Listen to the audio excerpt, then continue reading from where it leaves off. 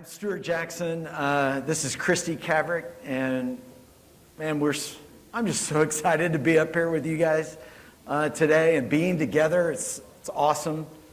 And before we get rolling here, I want to ask a question. So, what was your favorite part of elementary school? Anybody got one? Recess. Oh God, recess. Yeah. So that may be my first one. Chet's got one back there. Art class. Art class, there's another good one. Recess does win. So maybe this is my second favorite part of elementary school, and it is the show and tell.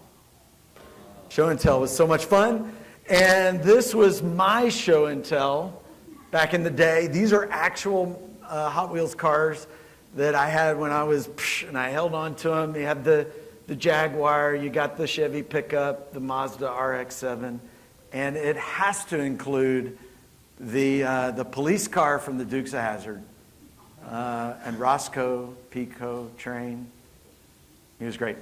So love that. Christy, what was your favorite show and tell?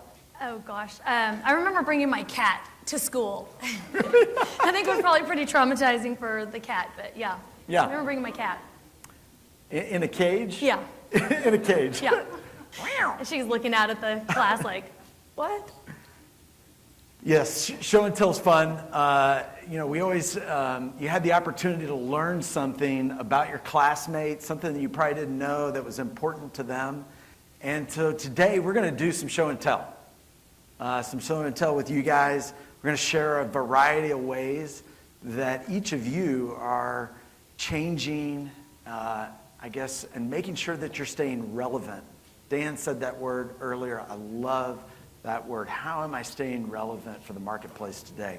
And there are a number of ways in which you all are doing that. And we're going to touch on new campuses, expansions, redevelopments, repositionings, and affiliations. But before we do that, we want to touch on, why is this important? Why should we grow? Why should we step out and take a chance? And a number of these things really were, just pinpointed with Dan and Tim and their discussion.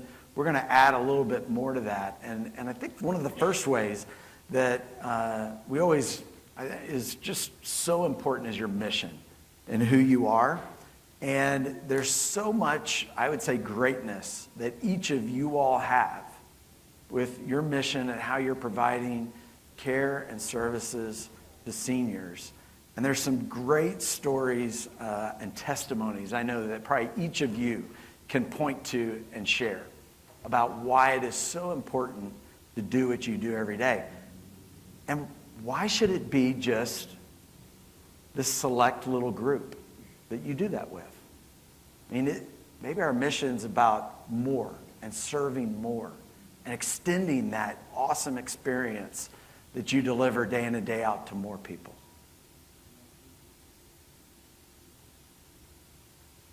Oh, Christy, I did that to you. I'm so sorry. That's okay. Well, and so if serving more people is important to you, this chart and these demographics are the reason to grow. I know Dan's had this chart up already, and so we won't belabor the point, but it's important to keep the eye on kind of the long-term opportunity, especially with the last year that we've all had, with this significant disruption to our daily lives, and pretty much every aspect of everyone's daily life has been disrupted, and it's easy to kind of take your eye off or have an excuse for not looking at that long-term opportunity, but it's still there and it's very real. And again, Dan talked also about the amount of time it takes to move forward with some of these things, and so starting to implement on those plans is important as you look at what's out there and what's to come. And I'll even go so bold as to say, we've got this chart up here for the census data. It's not even completely accurate because we're actually seeing real time some of the growth is outpacing what the projections were. So I'd like to provide a real example for you. And we had Tim here this morning talking about the outlook at Windhaven and Plano. And this is a practical example of how we're seeing the growth in the market actually outpace what the projection was. Tim's organization started looking at this opportunity, and we mentioned the 3 years of looking for the land. And as we've watched that opportunity, we actually prepared the development plan last summer, and we looked at that opportunity. The projected population growth for that primary market area was 5.4% when we did the original business plan last summer. Now we're preparing for starting conversions on the outlook this summer, and so we've gone back and updated our demographic data, and we saw that as we looked at the age and income qualified households in their primary market area, which just awesome, we're at 5,000 age and income qualified seniors, that number actually grew 7.4% from when we did the development plan last year. And that's a dramatic increase above and beyond what was projected. And it's not just that there's more people, but it's more people with wealth. So the growth factor's been underestimated quite a bit, as well as the wealth factor. And we're really excited to tell you more about the outlook. Christine Graber is going to talk about it actually tomorrow, so I'm going to not spoil too much of what she has to say about it tomorrow. And then we also saw this chart a minute ago from Dan, and so this just another point to hit on is that while the not-for-profit sector, if you're not doing anything, just by staying stagnant, you're actually losing market share to the for-profits. And so these trends are certainly important reasons to grow. Another important reason to grow is to expand into an underserved market. And I think over the past 15 or 20 years or so, certainly people are aware of that there's been a movement from people from urban areas into the suburbs. Well, the pandemic has certainly just accelerated that shift in the population from urban areas into suburbs. And for a variety of reasons, maybe it was interest rates, but maybe some people felt more comfortable sheltering at home in a suburban market where it was easier to have space. And then certainly, of course, the WFH that John mentioned earlier, and we'll see what the lingering impacts of that are, but certainly there's a number of companies that are going to make that a long-time work from home permanent. And then there'll be other companies who are going to be looking at maybe just making it some type of part-time work from home, which makes commuting from suburbs more easy for individuals. And so as we see that shift into the suburban markets, it's also likely that commercial real estate will follow and traffic patterns, which opens up an opportunity for seniors. And as you see those markets in the suburbs continue to grow, there's an opportunity for providers into a new market where they hadn't previously been able to serve. And then another reason to grow is just about enhancing the customer experience at your communities. And this may include adding resident services or programs. You know, we've talked about this disruption over the past year, and that certainly impacted the daily lives of seniors and the norms that were happening in senior living communities. So this is a great time to revisit and think about exactly how you're serving and what you're serving, and if maybe there's an opportunity that you need to pivot to something different. We're seeing this, the Woodlands at Furman, I love seeing these pictures here. They were actually in the middle of their expansion and renovation project. Just right at the start of the pandemic, they started construction, and they're adding new dining venues and a new wellness center on their campus in Greenville, South Carolina. So before I hit this little clicker button, go to the next slide, what I'm going to say might be considered a CLM or a CEM. Anybody know what those are? No, but I'm listening. It's a career limiting move or a career ending move. I'm impressed. I taught somebody something today. So we have got to attract better talent. And I don't know what John is doing, but he's clearly not working. And Mark is fishing somewhere, and he should be working.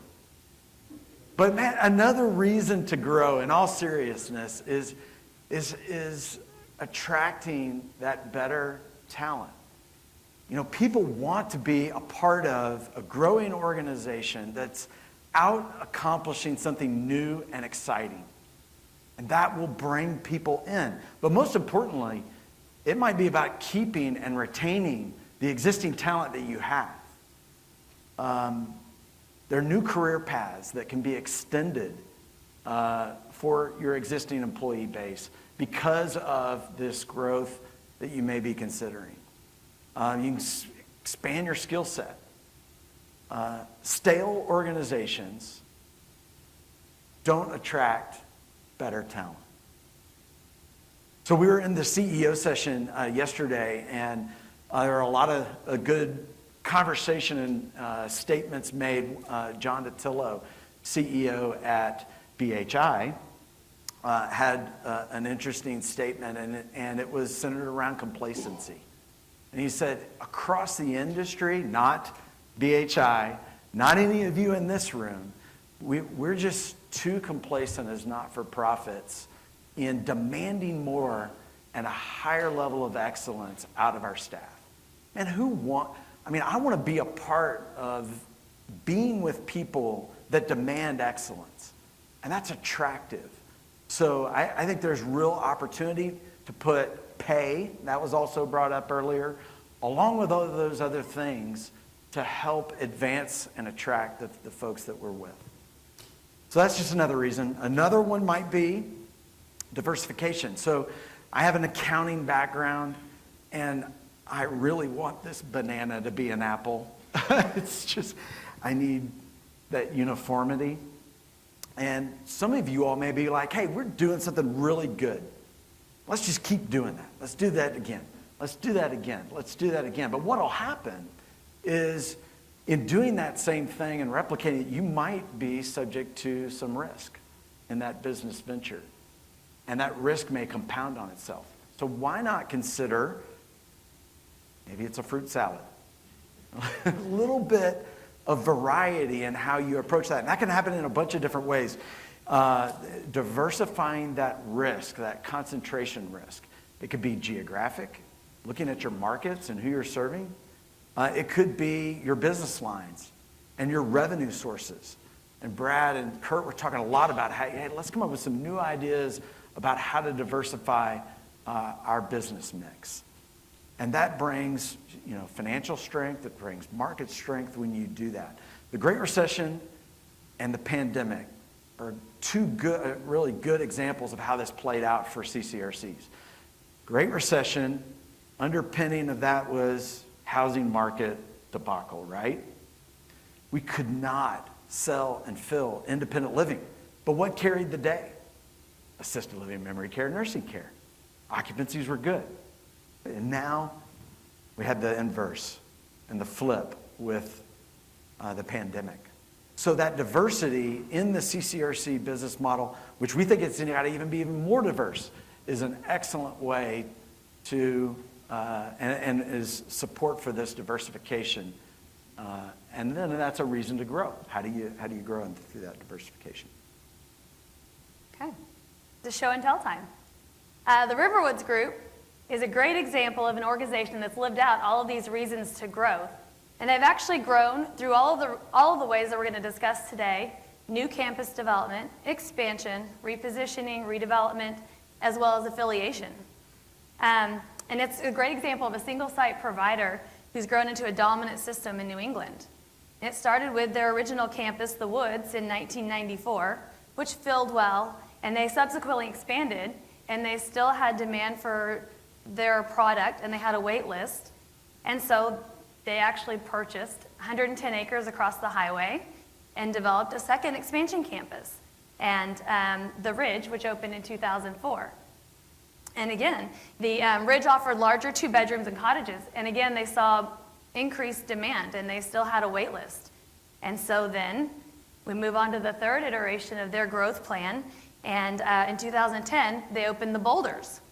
And that was offering additional independent living cottages as well as assisted living and skilled nursing. And that's all just within what Stuart would say a couple of football fields of each other in Exeter. So with the With the success of the Exeter campuses, their board wanted to go back and revisit their mission. As they were seeing that they were getting demand for some of their larger product, they had also a desire to get back to some of the root of their mission in serving a more moderate product. And that opened up the doors for them to look at an affiliation with Birch Hill, which they completed in 2016, which then was rebranded as the Riverwoods Manchester just recently. And then finally, their waitlist had still continued to grow. And at that time, they had 300 depositors just waiting for an opportunity to move in. And so that's when planning began for Riverwoods Durham. And so they found a site. Durham is approximately 10 miles away from the Exeter campuses. And that's where they built their 4th campus, the Riverwoods Durham, which opened in 2020.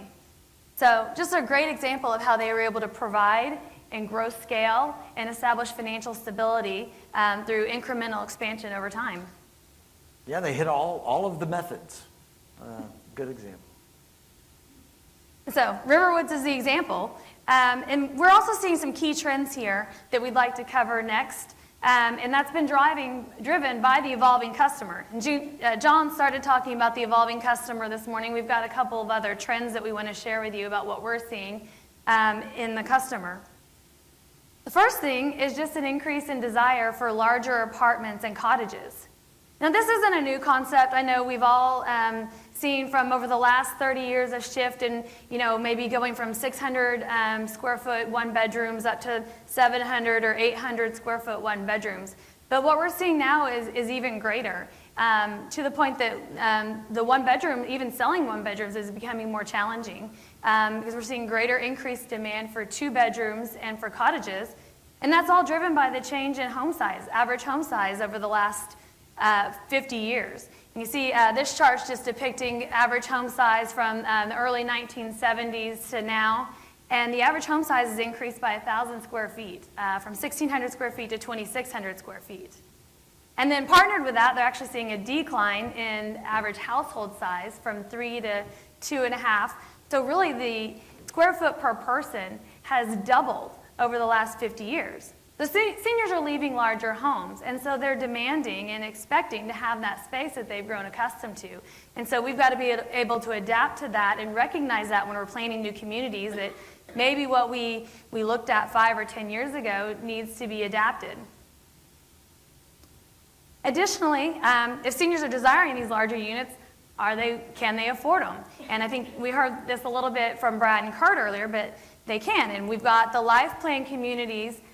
Traditionally, we would have said they were targeting the top 30% of the market. We've seen that creep up a little bit, and they're targeting even closer to maybe the top 20% of the market. And even luxury communities may be the top 10 or 15% of the market. And so that's where Brad was talking about hitting that middle market becomes increasingly important. And we won't comment on that today in this speech, but certainly we'd be willing to talk about that another time, and we've got some ideas about the middle market. Another trend that we're seeing, of course, we're all aware of the booming real estate market right now, and that's just been crazy in this past year. And, while seniors' assets are worth more, they may not have that perspective. It's happened so quickly, and it's been so great that they may not be able to rely on that. And that requires a lot of market education on our part to work with them to understand the value of that home. Is anybody singing the Brady Bunch yet?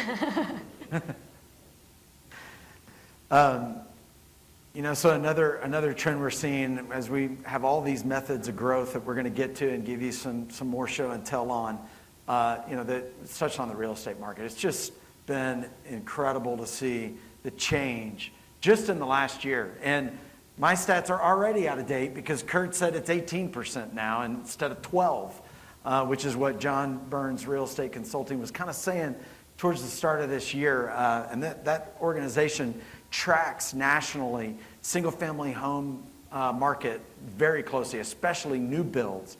And because you're looking at new builds, you got to be looking back at the old existing inventory that's reselling month in and month out.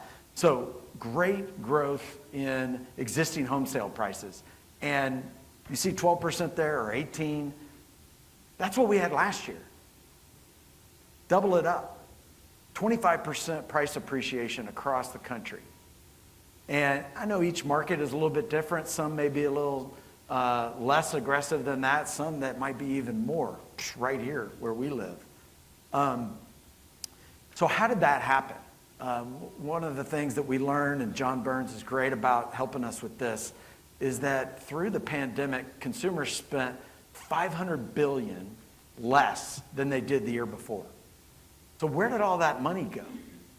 Well, it went to the stock market and savings. You've heard savings rates have gone up. And the other half of it went into homes. You know, how many of you all done a little home renovation project? Redone a kitchen? You know, COVID, it caused everybody like, goodness gracious, I got to upgrade. So everybody dumped money back into that. And then at the same time, nobody's moving. And the supply of resale homes just went through the floor. So prices go up. And then not only that, they're updating their homes, jacking the prices even further. So our customer doesn't realize it, but they have resources in that home. And it's our job to help them educate them and help them realize that. So another little trend we're seeing is the mix. The mix has changed. New community, pre-Great Recession, to now, the one piece you don't see, nursing, deferred. And I'll touch on how that's playing into all of these new campuses that are flying around right now in a few minutes. But we did a really great job in the late 80s and the 90s of assisted living, providing this residential environment that helped seniors answer what they were looking for. So we did that really well. The customer has spoken. They don't want nursing. They want that assisted living. Now they don't even want assisted living. I just want to stay in my independent living apartment and care for me there or in my own. So all of those, plus all of the other factors that have been touched on earlier, driving that changing mix. Construction costs, touched on earlier. Here's just some specifics. Over the last 4 years, 20% increase in construction costs. White's has got info that they do a really good job tracking nationally and on local markets. And if those prices are increasing, and go back to our real estate prices, 25% increase, how do we match those up? If it costs more to build, we have got to charge more. And that's hard. It's hard to do, but we've got to match those economics up, and there's the opportunity to do that. So then we were talking about, you know, all and I know Bud and Heather and Alexis may touch on this tomorrow. Probably the biggest problem is just not having labor. But we talk about this 20% increase in construction costs. The real risk is, and where the cost balloons on you, is in that schedule. If you have delays, it's probably 4 times as expensive as the cost of just the build itself. So another trend we're seeing, and there are a number of architects in the room and professionals, is creation of this sense of place with a purpose. So Presbyterian Mayors of Mid-America has a number of initiatives. We're going to touch on all 3 of them going on right now. Salina is a campus they've had for a long time in Kansas, and they're looking to add to it 22 cottages. And the cool thing is, how do you create that sense of place, which is green space, or in this case, yellow space? You drive in the back, the front porch is out on the green space, voila, you got a neighborhood. And with the pandemic, this has put a bigger spotlight on how can we create a little neighborhood like that for folks and be able to get out and be out. Another trend already talked about was land. They're not making any more of it. There's actually a country song that is that's in the lyrics. I love it. I've been saying that for some time.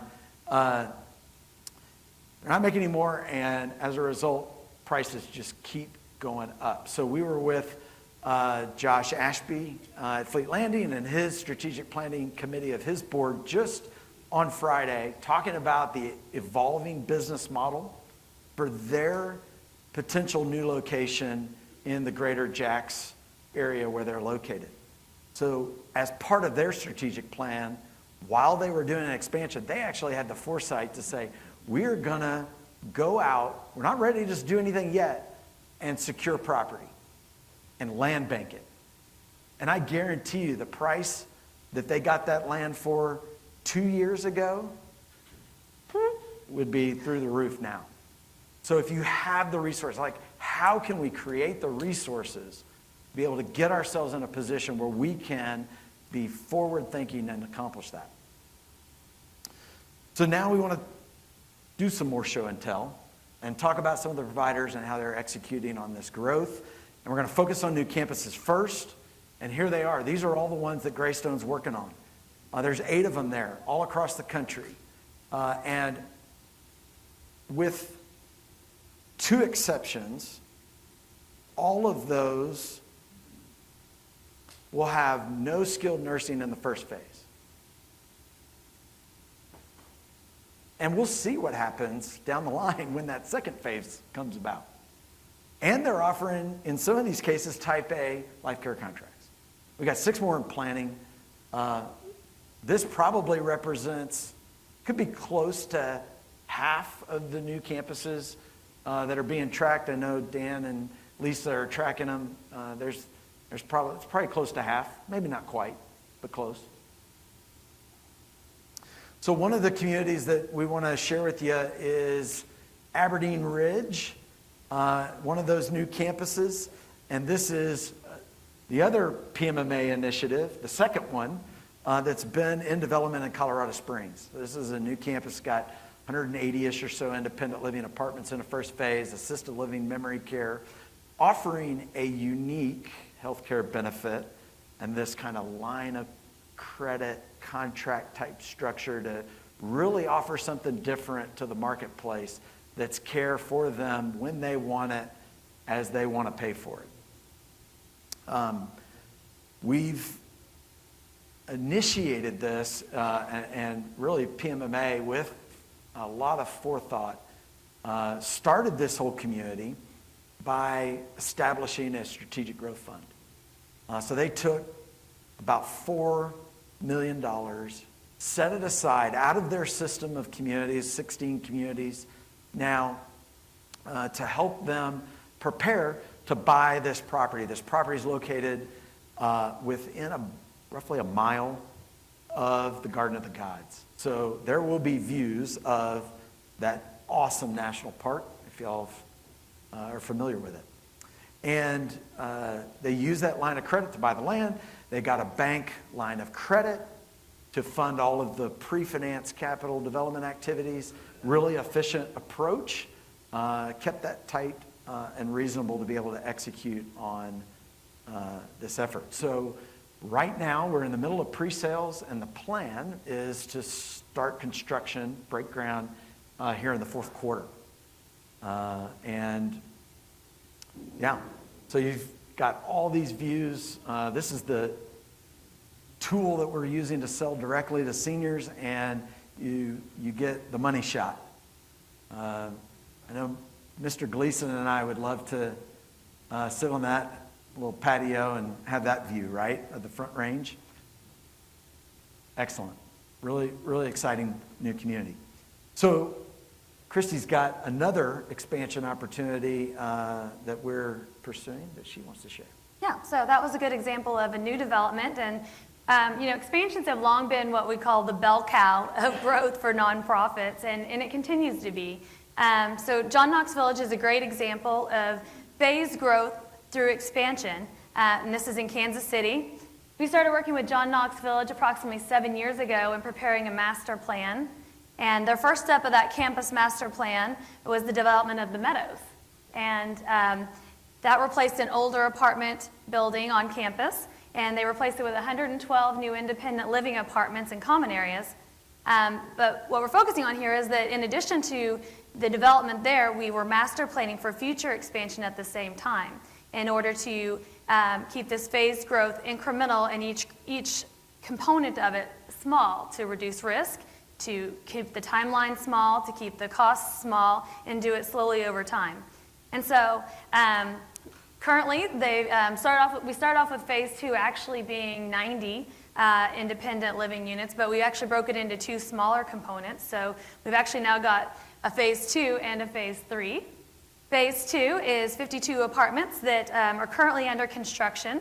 And then once phase 2 is stable, we'll start moving forward with phase 3 there. And so one thing that we've really learned in this particular example with John Knox Village is that through their expansions and their new product, they're actually able to reach a segment of the market with a more affluent customer who was electing to go to somewhere else. And so they were able to actually reach a segment of the market that they weren't previously reaching through this expansion. And similarly, next example that we've got to show and tell here is Canterbury Court, which also achieved their growth through expansion over time. Canterbury Court's located in historic Buckhead, Brookhaven area of Atlanta, Georgia. And they first opened their first building in 1960. They opened a second building in 1980s. And then a third expansion in 2005, which is the West Tower, which actually doubled their capacity on campus. And that was when they started looking at larger apartments, and along with some renovation of their existing first 2 phases. But most recently, in 2017, Canterbury acquired some adjacent land next to their current campus, which is where we're working on their latest expansion and repositioning component. This is going to include the replacement of the existing healthcare center, as well as 105 new independent living apartments. Now, they looked at their existing healthcare center. They previously only had semi-private rooms, so we're looking at adding or replacing with private rooms of skilled nursing, along with assisted living and memory support, alongside that independent living component. Now, one of the things that, and that's on track actually to start construction this summer, so that's exciting and coming up. But one of the things that we've always have to be mindful of when we are working on these expansions or redevelopments, repositionings, is the disruption to the existing residents. And certainly as we start planning and thinking about that, we've got to have a strong communication plan and be mindful of the areas that this is going to impact their lives. In this particular example, they had a 7-acre garden that was going to be part of the new development. And so this is actually our first time that we've had to have a memorial service for the resident trees, and to be respectful for the residents' loss of that space that they'd become accustomed to. I've never heard of that. So another example we want to share. This is the last of the 3 growth initiatives for PMMA. And this is, I'll say, the cherry on the top of this great sundae that they've created. And it started out a number of years ago on this Wichita campus with a complete restatement and rebuilding in place of a 40-plus-year-old CCRC that had just outlived its assets and its physical plant. And so they recreated, and that's kind of the non-colorful part of this image that you see, recreated in place about 120 or so independent living, 48 assisted living, 24 memory care, 50 nursing beds, and said, all right, what's the next stage of this? And there was a portion of the older remaining product on that campus that had now, what was viable when we embarked on this repositioning, it was left in place, but it has now run its course. The market has fully accepted this rebranding of the Wichita Presbyterian Manor. Before we were talking units that we were struggling to maintain occupancy on. They were charging rental or very low entrance fee with low rental rates, and that was even struggling. And so with that rebranding and recreation of it, able to charge higher entrance fees and monthly fees to recreate that community.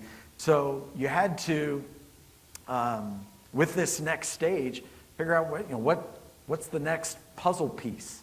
And so I always think of these repositionings as really difficult. And who knows what that thing is that's on there? Does anybody know the name of it?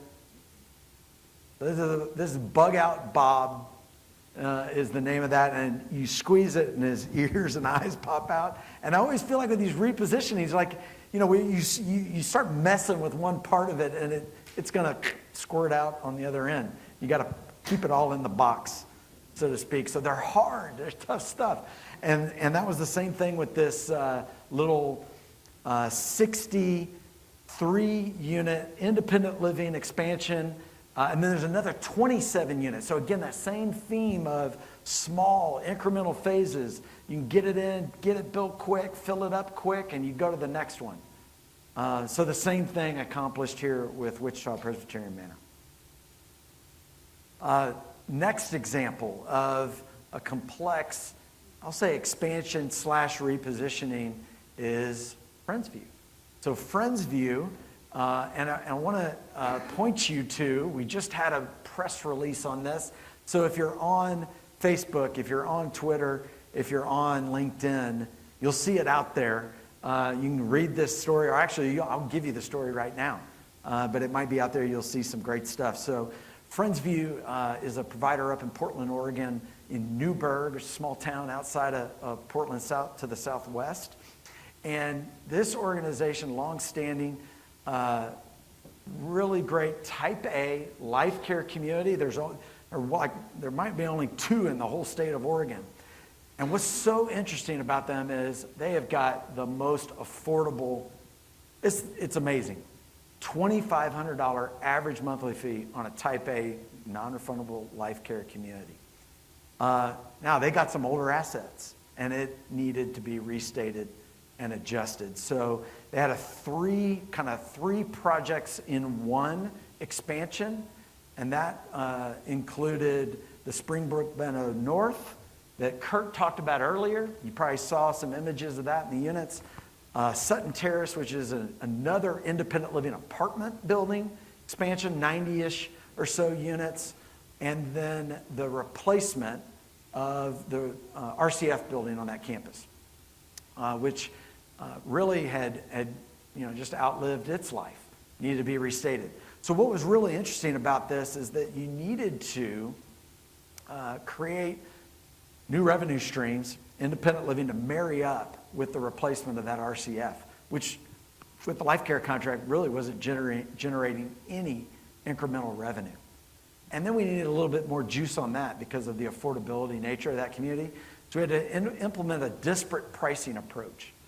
So that's a fancy term for you're going to grandfather everybody in at those low monthly fees, and we're going to come in and on resale units, we've got to increase the price. Cost of business is going up, and so we have successfully begun implementing that to go along with this restatement on the campus. Great stuff. So affiliations, we've got that fourth method of growth. Was talked about earlier, Human Good, who's here, big in this. Axe over on the East Coast, big in this. Forefront saying we're going after it. And something that just to help you all understand maybe a little bit about how Greystone is participating in this is that take all of the things that we're just talking about of how do we make sure that a product, an existing product, is matched to the market. Or take some of the things you'll hear tomorrow about how we're actively helping providers to operate in this complex environment. We take all of those lessons learned and we can apply it directly to, is that asset that you're considering to affiliate with or maybe acquire? What do you got to know about it? Is it matched to the market? Does that existing product match that market, or is it misaligned? So we can do that and apply all those same methodologies, smarts to that effort, as well as on the operating side. You've got to pay attention to what are they doing today? Are they producing? Are they producing margin? Doing it in the right way? So that's just one way Greystone can help you partner to figure those things out. And one thing we've, I think, learned through this is, in helping providers like you all accomplish this, is everybody's like, the affiliation or that acquisition, it may add up to that 1 + 1 = 3. Not so much. It is tough to bring a lot of discipline on that expense structure. We think that really the opportunity always lies on the revenue side, honestly. How can we grow revenues increase occupancies, differentiate yourself in the market, and diversify that revenue stream.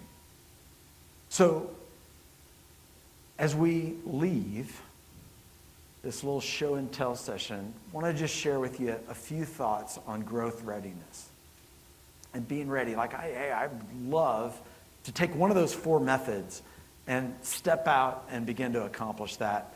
But what are some of the things you got to think about to be ready to do that and leave the blocks? We talked about it. Get a plan in place. How many of you have a pandemic plan now? How many of you have an evacuation plan? If you're here in Texas, I guarantee you have a power outage plan. Something goes wrong. I've got a plan. How about an opportunity plan? How about looking forward to say, I want to start planning out where I want to go. So in doing that, think about alignment. How do I create alignment through that opportunity plan for the management team, if you're a board member, with my management team, or if my management team with my board? And then you got to bring residents along with that if you've got those involved to create that alignment. Evaluate what are your risk tolerances.